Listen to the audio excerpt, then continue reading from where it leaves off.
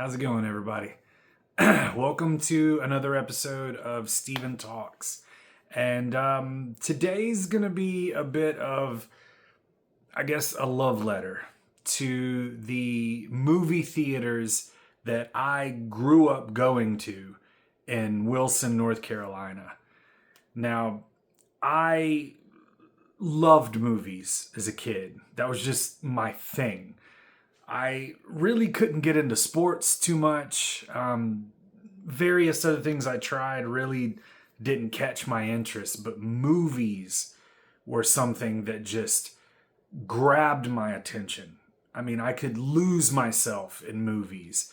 They took you on adventures, and I don't know, I was enamored with them.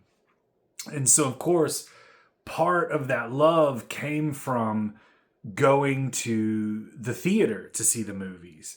You know, just that feeling of walking into a movie theater and immediately you're hit with the smell of popcorn. And then, back in the day when you used to buy your ticket at the counter, you would look around the lobby and there would be all of these movie posters on the wall. Some of them for the movies that are playing at the time, some of them for movies that haven't even come out yet. And then when you finally get your popcorn and your candy and your drinks, you walk into this giant room with a humongous screen in front of you. And you just, I don't know, you proceed to go on a magical journey. Trailers, the previews before the movies. Back in the day, before the internet and before you knew the second that a movie was being filmed, the only way that you knew about new movies coming out was through those trailers. So they were always a surprise. And then, of course, the movie itself. There was just something about having a communal experience with other people that felt amazing, and I loved it. Now, as I said, I grew up in Wilson, North Carolina, and when I was there growing up in the 80s and 90s, that was a small town. Of course, now it has grown exponentially, but back in the day, we had a total of 3 theaters. When I first moved there in 85, there was only 2. There was the Parkwood, which was a 3-screen theater. You had 2 small screens, and then the big screen in the 3rd theater. That was the screen that all of the huge Hollywood blockbuster movies would be shown on. So yeah, that was the Parkwood, and then across town you had the Gold Park. The Gold Park was just a 2-screen theater. You walk in, there's your lobby with the candy and drink counter, and then theater over here, theater over there. Both of them, I think, the same size. Of the 2, I constantly was going to the Parkwood. I don't remember what the first movie was that I saw at the Parkwood, but I do remember that magical time in like the summers of 1988 and 1989, where it seemed like so many huge movies were coming out. I remember going to see Ghostbusters 2. That was a huge deal when it came out. Same with Gremlins 2. I remember seeing Indiana Jones and The Last Crusade at the Parkwood. The first Batman, Tim Burton's Batman, that was a huge deal. I saw that countless times at the Parkwood. Actually, I saw Batman Returns there as well. I actually may have seen like all of those first Batman movies there, because I know I saw Batman Forever, and I think that was at the Parkwood. I don't know. But and then of course, right at the tail end of the 80s, Home Alone. Now, for anyone that is younger, there was a time where there was a world that existed that did not know what was going to happen in Home Alone. And I have a distinct memory of going to see it with a pretty sizable crowd. Home Alone was really popular when it came out. And the movie had already won everyone over. I mean, the second that Kevin played the clip for the pizza delivery guy of the movie The Angels with Filthy Souls, and it tricked the pizza delivery guy. He thinks he's getting shot at. Everyone just busted out laughing. And then when Kevin does the same thing to Marv later on in the movie, everyone busts out laughing. But it wasn't until the finale when poor Harry and Marv start setting off all of Kevin's traps. The second that first trap was set, the crowd roared. I mean, every single time they had something happen to them, everyone, you could just heard like, oh, and there were people rolling in the aisles laughing. I mean, being a kid and experiencing that was just, it was further proof to me that movies were an amazingly powerful thing. And that if you got a whole bunch of people together and we were all sharing the same experience, it was just amazing. And I loved it. I still love Home Alone to this day. Now, at the same time, like I said, the Gold Park over the 2-screen theater, the Gold Park would mainly get a lot of the movies that the Parkwood didn't get. Basically, the Parkwood would get the popular ones. The Gold Park kind of got the leftovers, which doesn't mean that it got bad movies. It just got the ones that were maybe the least popular of the choices of those opening weekends.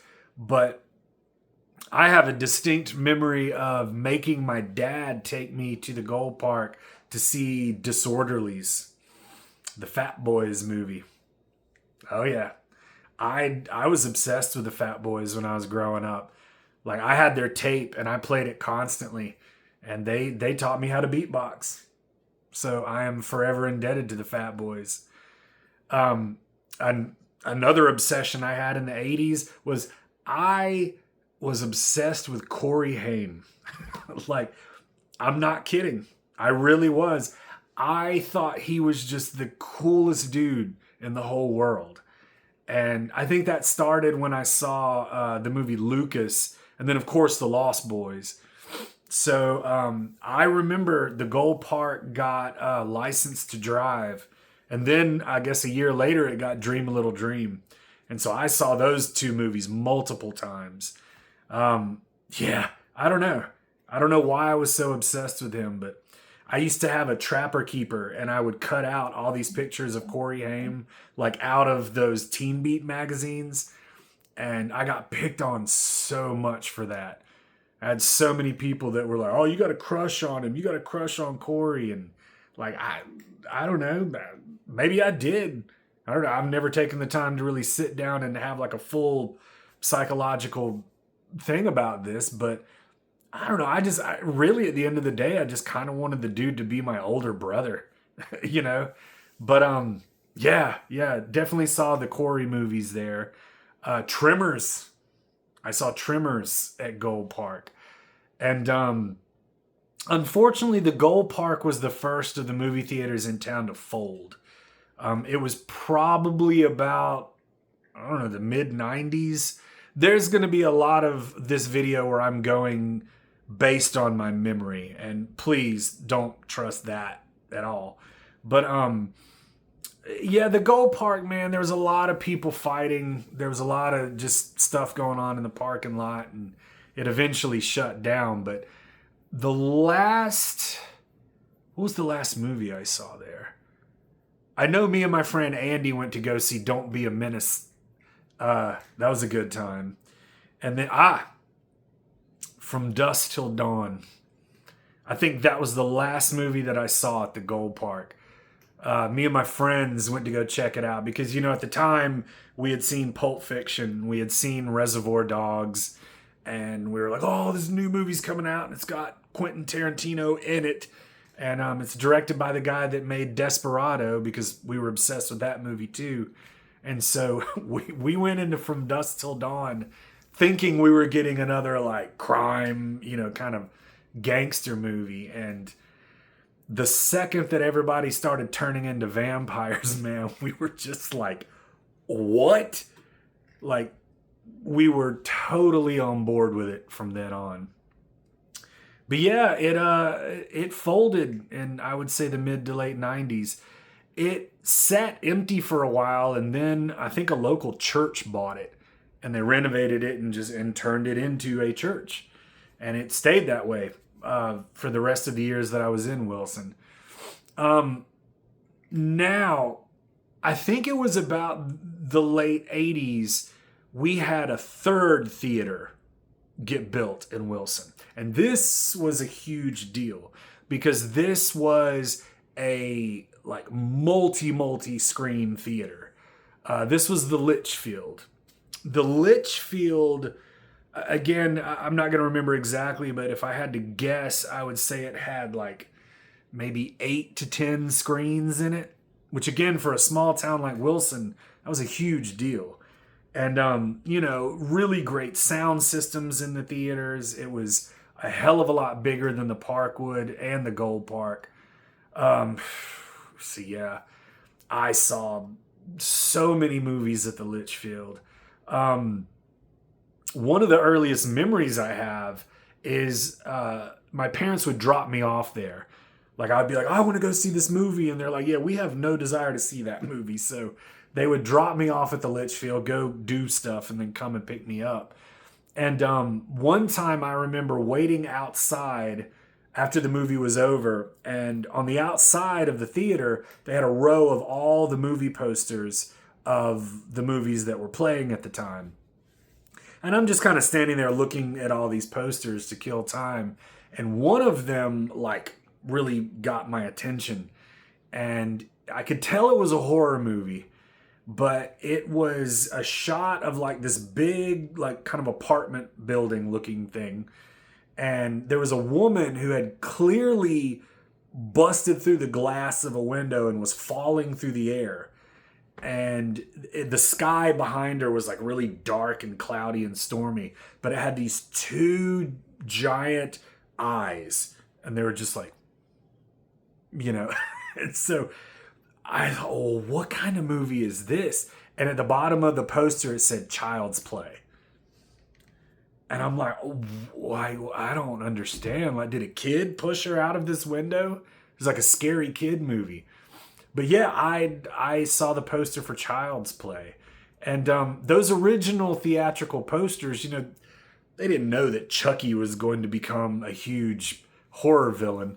So the early advertisements, they didn't show Chucky. I think they thought, well, we don't want to show a killer doll because that might not sell well. But of course, with Child's Play 2, Chucky's front and center in the middle of that poster. But yeah, oh my God, I can't even remember all the movies I saw at the Litchfield. Romeo and Juliet with Leo and Claire Danes. Some of my best friends in high school was a group of girls, and they were incredible friends, and I had a blast being their friend. And so, of course, yeah, we had to go see Leo and Romeo and Juliet. Had to go see Leo and Titanic. I saw that at the Litchfield.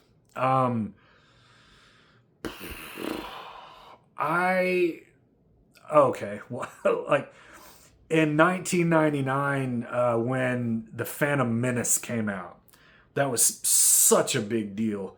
Like, it was huge. People were frothing at the mouth for this movie to come out because it's like, this is a brand new Star Wars movie. Like, we haven't had a Star Wars movie since the original trilogy. And not only was this a new one, but it was a prequel. Like, we're going to see Darth Vader as a kid. And everyone was just chomping at the bit to see this movie. And my friends picked me up one day to go see it. And I get in their car, and there's like 3 joints going between like 5 people. And I'm like, whoa, man, like, what? Damn. And they're like, it's Star Wars, man. Like, you gotta get ready. We gotta get ready to see Star Wars. So by the time we got to that theater, man, I was stupid stoned. Like I was just dumb. And I remember getting to the parking lot and being like, oh, damn, like we're going to have to do this now. And the next thing I know, I'm sitting in the theater and I'm just like, wait, how did I get here? Like I don't have any memory of going through the ticket line. I don't have any memory of buying my ticket. I know I had to have done it. No memory of it. I'm just sitting in the theater. And I don't know if it was opening weekend that we went, but it was still when the movie was like doing banging business. So tons of people in this theater. I remember the movie starting, the whole opening crawl and the bum, bum, bum, bum, bum, bum, bum, like, and I remember everyone going, yeah, and cheering. And I'm sitting there like, oh, this is going to be cool, man. And next thing I know, those credits are rolling, lights are coming on, everybody's standing up, like talking about the movie. And I'm going, what? Like, well, hold on. Like, what happened to the movie? And apparently I had just stared at the screen and zoned out for about 2.5 hours. I didn't go to sleep. My mind left.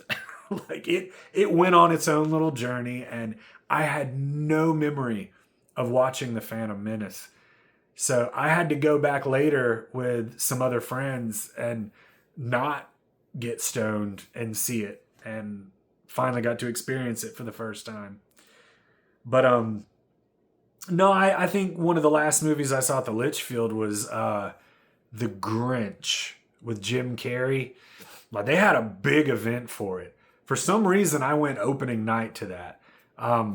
Not because I was like dying to see the Grinch movie, but somehow it just worked out that way. But they had the whole theater decked out. They had this huge sled in the lobby, all these Christmas decorations, and it was really cool.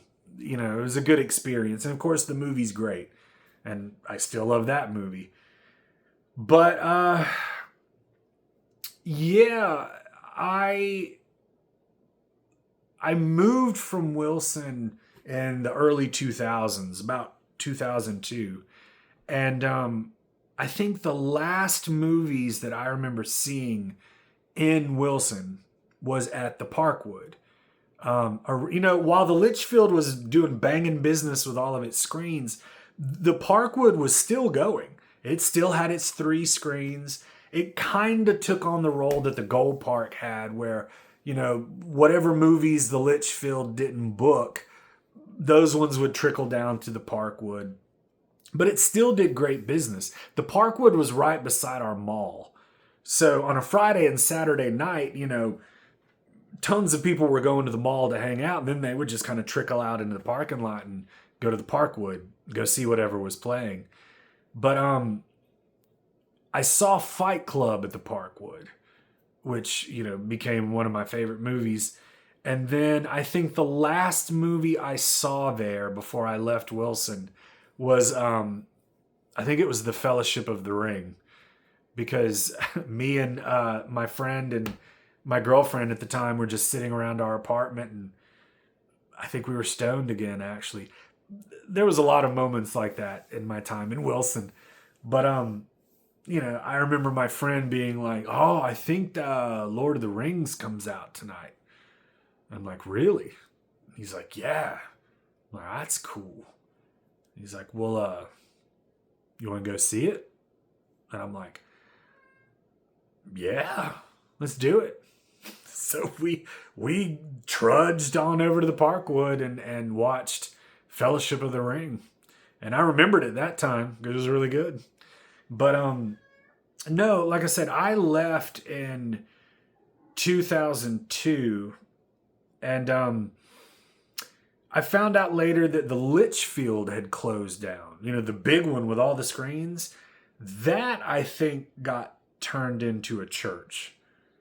I don't know what was going on in Wilson at the time, but a lot of stuff was shutting down and being converted into religious activity places. But it was a 2005 or 6. Again, I'm sure I'm getting the dates wrong, but I saw on Facebook that the Parkwood had been torn down. And I thought, oh, like really? Like, of all those theaters in Wilson, the Parkwood was really the one that kind of, I don't know, felt special to me. I guess because it was the one that I went to the most. And it had such a cozy feeling to it. And I know that it had been there since, I don't know, the 60s at least. So many years of playing movies to so many people. So many kids going there all the time and then growing up and then having their kids go to it and having those wonderful communal experiences. And I saw that it had been torn down, and in its place, they built a McDonald's. Like, of course, I think that's such a travesty. I don't know whose decision it was to tear it down and do that, but, I don't know. It's sad, really, because for a kid growing up, you have these places that are very special to you, and they mean the world to you, and, it's like that place was like my church in a weird way. Even though I went to church, I went to the Parkwood and truly felt something when I would see these movies. But because of growing up with these movie theaters, I have a huge soft spot for those small town theaters that have somehow survived. I will go to these big like Regal theaters and stuff like that, but those just feel like you could build those. You could build those anywhere and have those. It's the smaller ones, the ones that have a personality. Like, I love those theaters. I absolutely love them. Most recently, my kids went to camp, and the camp was kind of up toward the mountains. And so we would drive through this little town to get there. And we were going down this main street of this little town. And there in front of us was this theater, little tiny movie theater downtown. And in a few days from the time we saw it, they were going to be showing Crocodile Dundee. And I thought, like that. I love that.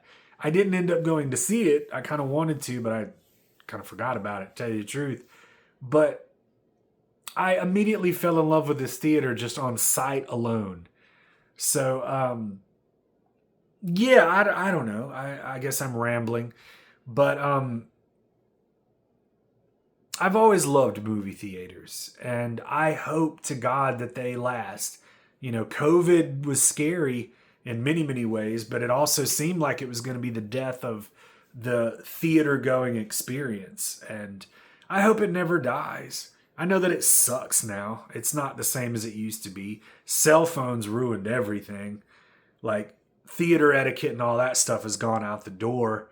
So I get it. It's much easier to sit at home and watch these streaming services that offer you thousands of movies to watch. So I understand it, but it's never going to replicate that feeling of going to the movies. And I hope it never replaces it. So thank you for listening to me ramble. I appreciate you so much. I'll talk to you again sometime. Later.